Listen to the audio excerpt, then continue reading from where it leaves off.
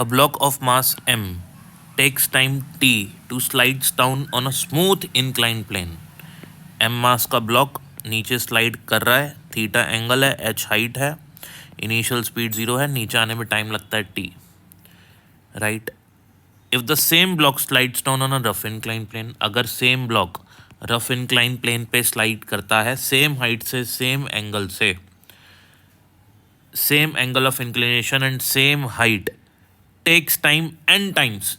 तो यहाँ पे जो टाइम लग रहा है, सपोज यहाँ पे t2 टाइम लग रहा है, यहाँ पे t1 टाइम लग रहा है, तो t2 times is n1 time, n times of initial value of the time. तो इनिशियल टाइम अगर t1 है तो t2 n times of t1 है, ये मेरे को गिवन है, आगे काम आएगी ये equation. Then coefficient of friction, तो म्यू कितना होगा, इस सरफेस का म्यू कितना होगा. स्टार्ट करते हैं डियर स्टूडेंट्स क्वेश्चन को. बहुत इजी क्वेश्चन है, देखो फटाफट में समझ में आ जाएगा आपको.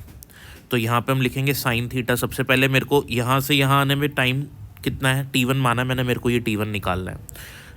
तो क्या करूँगा मैं, इस डायरेक्शन में इसका डिस्प्लेसमेंट निकाल, पता है मेरे को, तो डिस्प्लेसमेंट मैं मान लेता हूँ कि इसका l है, ठीक है. तो मुझे क्या करना है, इस डायरेक्शन में इक्वेशन ऑफ मोशन लगा देनी है. s equals to u t plus half a t square.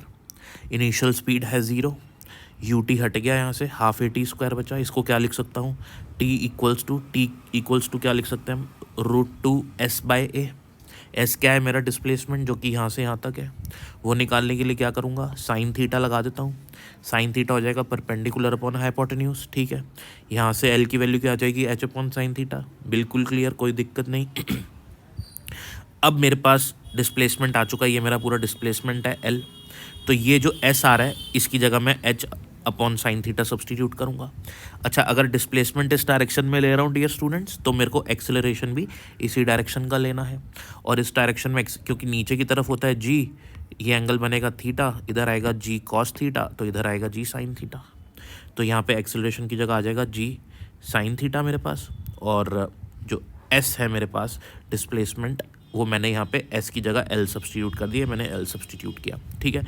अब हम बाद में, अब l की वैल्यू क्या है, h upon sine theta, h upon sine theta substitute कर दो तो आपके पास आ जाएगा 2h upon g sine square theta. आ गया t1, साइन स्क्वायर थीटा है, रूट है, तो 1/साइन थीटा बाहर आ जाएगा. ये बात हुई हमारी t1 की. अब ऐसे ही हम t2 को भी निकालेंगे. तो t2 को निकालने के लिए देखो, अब डिस्प्लेसमेंट तो ये भी l ही है ना. तो t2 में जब मैं लिखूंगा तो मेरे पास यही इक्वेशन को यूज़ करना है मैंने t2 के लिए भी. तो √2s की जगह क्या, यही h upon sine theta substitute करूंगा. लेकिन यहाँ पे एक्सेलरेशन कुछ और होगा माय डियर स्टूडेंट्स. एक्सेलरेशन क्या होता है, net external force upon total मास. ये एक्सेलरेशन का फॉर्मूला होता है, नेट एक्सटर्नल फोर्स. तो एक फोर्स तो mg साइन थीटा है, दूसरा फोर्स ऊपर, क्योंकि नीचे जा रहा है ना तो फ्रिक्शन ऊपर लगेगा, और नेट फोर्स क्या हो जाएगा, mg sine theta minus mu N. तो net external force upon total mass, right.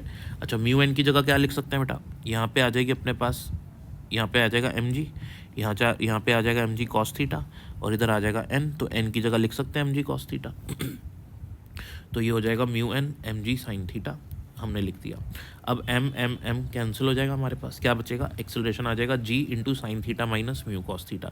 अब इस सिचुएशन के लिए हमारे पास एक्सेलरेशन आ चुका है, हमको यही एक्सेलरेशन की वैल्यू इस फॉर्मूले में, जो जनरल फॉर्मूला, इसमें सब्स्टिट्यूट करनी है, राइट. नेक्स्ट पेज पे देखते हैं.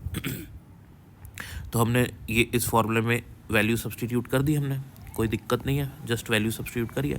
l की जगह h/साइन थीटा सब्स्टिट्यूट करेंगे तो हमारा t2 ये बन जाएगा सीधा सीधा, ठीक है. आ रही है बात समझ में. अब देखो, इसको क्वेश्चन को फर्दर सॉल्व करते हैं हम लोग. अब मुझे क्वेश्चन ने बोला हुआ है कि t2 बराबर n टाइम्स t1 है. ये लिखा मैंने t2 निकाल रखा है मैंने, ये रहा मेरा t2, ठीक है. ये ऊपर से एज इट इज कॉपी कर दिया, n टाइम्स ऑफ t1, ये मेरा t1 है, हमने पीछे लिख रखा है, ठीक है.